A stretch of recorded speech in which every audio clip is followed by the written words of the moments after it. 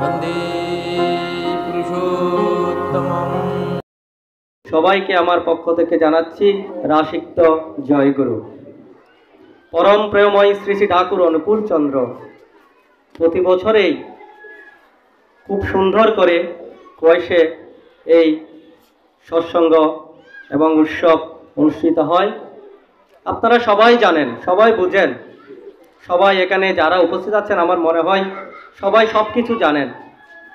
তারপরও যখন আমি কিছু বলার জন্য উঠেছি, ঠাকুরের কথা তো আমার মতন এক অধম সন্তান বলে শেষ করতে পারবো না। পরম প্রেমময় শ্রী শ্রী ঠাকুর অনুকূল চন্দ্র,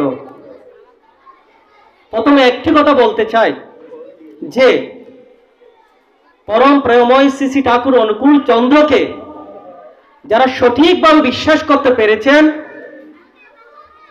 যারা সঠিকভাবে তাকে গ্রহণ করতে পেরেছেন, তারাই বুঝতে পারছেন ঠাকুর কি জিনিস। আমরা সবাই সনাতন ধর্মী, আমরা ছোট থেকে জেনে এসেছি দীক্ষা নিলে আমাদের হাত শুদ্ধ হয়, এবং আরো অনেক শুনেছি যে যে দীক্ষা নেবে না তার হাত দিয়ে পানি খাওয়াটাই অপরাধ।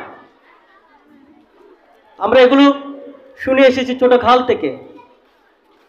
কিন্তু আমার ভাগ্য হয়েছে আমি যখন ঠাকুরের দীক্ষা নিয়েছি, ঠাকুরের দীক্ষা নেওয়ার আগে তার বাণীতে বলেছেন সব দীক্ষা তুই এক কুনে নে, ইষ্টিতে রাখ সম্প্রীতি, মরণ তরণ এরাম জপে কাঠিয়া কাল জম্বিতি। এই বাণীটি পরে আমি বুঝতে পেরেছি দীক্ষাটা কি।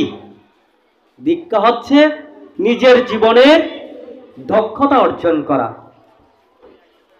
দীক্ষাটা হচ্ছে নিজের জীবনকে উন্নতির পথে ধাবিত করা। আমাদের অনেক মা বাপ আছে মনে করে কি জানেন, আমার ছেলে বড় বড় ডিগ্রি নিয়েছে, ভালো পাশ করেছে, আমার ছেলেই হচ্ছে ভালো। তা কিন্তু নয়। আমরা যারা ঠাকুরের দীক্ষা নিয়েছি তারা মনে করি কি জানেন, আমরা যতক্ষণ পর্যন্ত তার আশ্রিত হতে পারি নাই ততক্ষণ পর্যন্ত আমি কখনোই প্রকৃত মানুষ হিসাবে আমি গড়ে উঠতে পারবো না। এক কথাই শেষ। তাই দীক্ষাটা নেওয়ার অর্থটা হচ্ছে কি, আমার নিজের জীবনটাকে উন্নতির শিখরে নিয়ে যাওয়া। কেমন করে নিবেন? আপনি একটু চোখ বন্ধ করে চিন্তা করুন, ঠাকুরের দীক্ষা নেওয়ার আগে আপনার জীবনটা কিরকম ছিল, আর ঠাকুরের দীক্ষা নেওয়ার পরে আপনার জীবনটা কিরকম হলো। ঠাকুরের দীক্ষা নেওয়ার পরে আমার জীবনটা হলো কিরকম। আমি যদি ঠাকুরকে, আমি প্রথমে বলেছি, আমি যদি ঠাকুরকে ঠিক ঠিক বিশ্বাস করি তাহলে হবে সব কথা। আমাকে প্রথম কি করতে হবে? ঘুম থেকে ভোরে ঘুম থেকে উঠতে হবে, তারপর তার পানে ছুটে চলে যেতে হবে। বাইরে আমি দরজা খুলে বের হতে পারবো না, কারোর সাথে কথাও বলতে পারবো না। সঙ্গে সঙ্গে গিয়ে তার সম্মুখে বসে আমাকে নাম ধ্যানে বসে যেতে হবে। এগুলো হচ্ছে একটা সৎসঙ্গীর প্রাত্যহিক জীবনের একটা রুটিন। এভাবে আপনাকে করে যেতে হবে। আজকে করুন বা কালকে করুন বা 1 বছর পরে করুন বা 2 বছর পরে করুন। আপনি যদি ঠাকুরকে ঠিক ঠিক বিশ্বাস করে থাকেন তাহলে আপনাকে সেই পথের পথিক আপনাকে হতেই হবে। কি করতে হবে? ভোরে ঘুম থেকে উঠে আমাকে ঠাকুরের সামনে বসতে হবে, নামময় হয়ে নাম ধ্যান করতে হবে।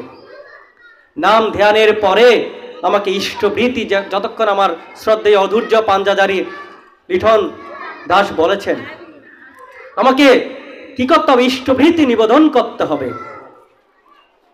তার আগে কারোর সাথে আমি কথা বলতেও পারবো না, আমার ঘর থেকে বের হতেও পারবো না। কারণ আমি এখন আমার ওই যে বলেছে রক্ষা কবচটা আমার ভিতরে এখনো আমি প্রবেশ করি নাই। প্রতিদিন যখন আমি এক ঠাকুরের ইষ্টবৃত্তি প্রদান করি তখন আমার মধ্যে একটা রক্ষা কবচ হয়ে গেল। কিছুক্ষণ আগে, আজকের এই ঘটনা, আমি হয়তো এখন মৃত্যুর সাথে পাঞ্জা লড়তাম। এই আপনাদের সামনে একটা লোহার ডান্ডা আমার সদর মাথার উপর পড়েছে। সেটা যদি আমার মাথার উপরে পড়তো, ভালো করে পড়তো, তাহলে হয়তো আমি এতক্ষণ মেডিকেলে ছিলাম বা হাসপাতালে ছিলাম বা মরেও যেতে পারতাম। তার কারণটা হচ্ছে কি জানেন? ওই যে আমি ইষ্টভীতি নিবেদন করেছি, সকালে ঘুম থেকে উঠে নামময় হয়ে থেকেছি, হয়তো আমার বড় একটা বিপদ ছিল, সেটা আমাকে কেটে ফেললো। সেটাই হচ্ছে পরম প্রেমময় শ্রী শ্রী ঠাকুর অনুকূল চন্দ্র। আপনারা ঠাকুরের দীক্ষা নিয়েছেন, আপনারা কেউ দীক্ষাটাকে অবজ্ঞা করবেন না। আপনাদের প্রতি একটা আমার বিনীত অনুরোধ, দীক্ষাটা হচ্ছে আমার নিজের জীবনের মধ্যে, আপনাদের নিজের জীবনের মধ্যে আপনাকে দক্ষতা অর্জনের পথে নিয়ে যাবে। তাই বেশি কিছু বললাম না, সময় সাপেক্ষ।